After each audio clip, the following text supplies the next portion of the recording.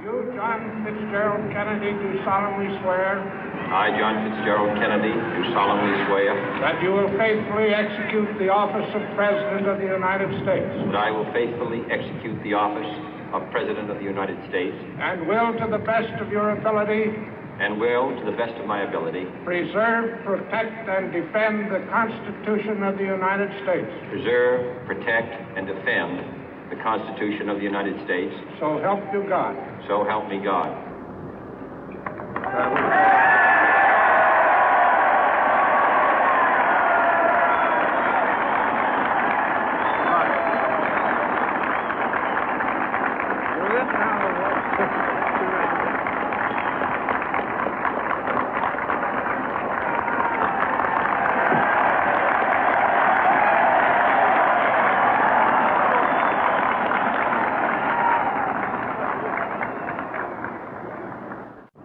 Vice President Johnson, Mr. Speaker, Mr. Chief Justice, President Eisenhower, Vice President Nixon, President Truman, Reverend clergy, fellow citizens.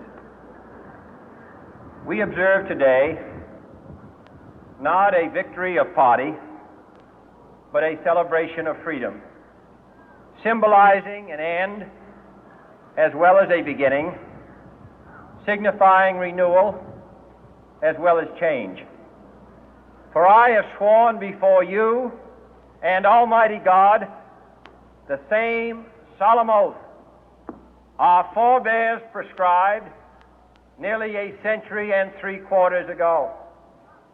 The world is very different now, for man holds in his mortal hands the power to abolish all forms of human poverty and all forms of human life. And yet the same revolutionary beliefs for which our forebears fought are still at issue around the globe. The belief that the rights of man come not from the generosity of the state, but from the hand of God. We dare not forget today that we are the heirs of that first revolution.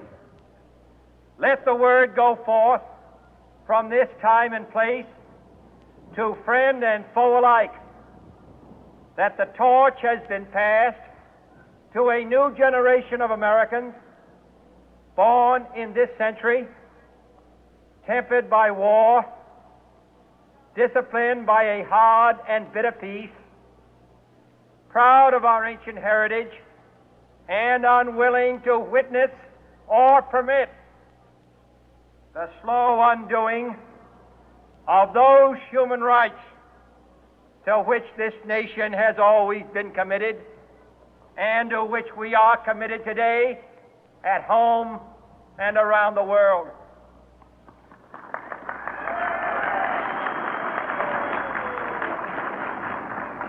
Let every nation know, whether it wishes us well or ill, that we shall pay any price, bear any burden, meet any hardship, support any friend, oppose any foe to assure the survival and the success of liberty.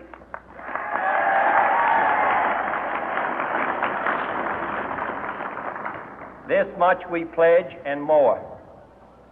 To those old allies whose cultural and spiritual origins we share, we pledge the loyalty of faithful friends. United, there is little we cannot do in a host of cooperative ventures. Divided, there is little we can do, for we dare not meet a powerful challenge at odds and split asunder. To those new states whom we welcome to the ranks of the free, we pledge our word that one form of colonial control shall not have passed away, merely to be replaced by a far more iron tyranny.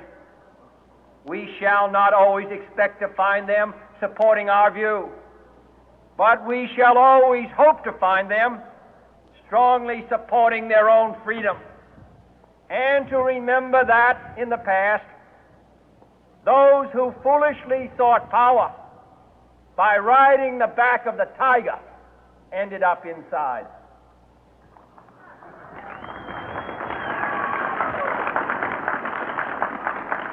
To those people in the huts and villages of half the globe struggling to break the bonds of mass misery, we pledge our best efforts to help them help themselves for whatever period is required, not because the communists may be doing it, not because we seek their votes, but because it is right.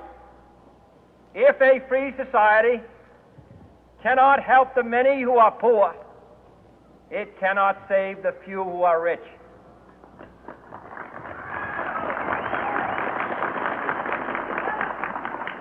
To our sister republics south of our border, we offer a special pledge to convert our good words into good deeds, in a new alliance for progress, to assist free men and free governments in casting off the chains of poverty. But this peaceful revolution of hope cannot become the prey of hostile powers. Let all our neighbors know that we shall join with them to oppose aggression or subversion anywhere in the Americas. And let every other power know that this hemisphere intends to remain the master of its own house.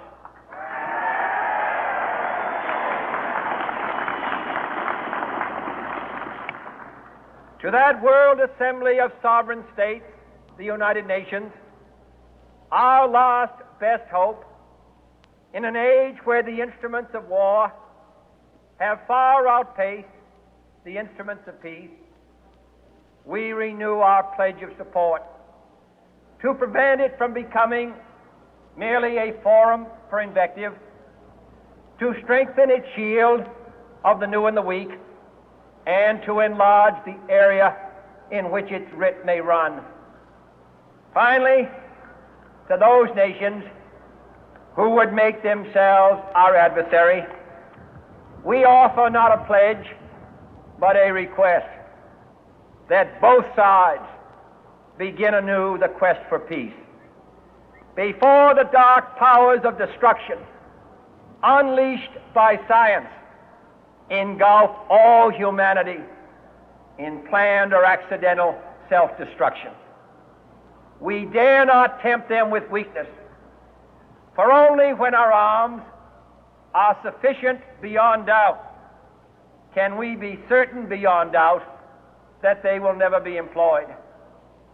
But neither can two great and powerful groups of nations take comfort from our present course, both sides overburdened by the cost of modern weapons, both rightly alarmed by the steady spread of the deadly atom, yet both racing to alter that uncertain balance of terror that stays the hand of mankind's final war.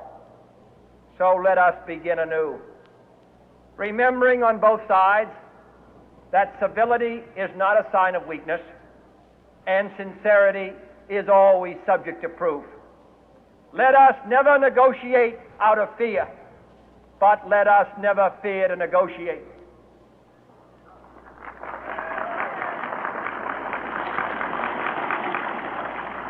Let both sides explore what problems unite us, instead of belaboring those problems which divide us. Let both sides, for the first time, formulate serious and precise proposals for the inspection and control of arms, and bring the absolute power to destroy other nations under the absolute control of all nations.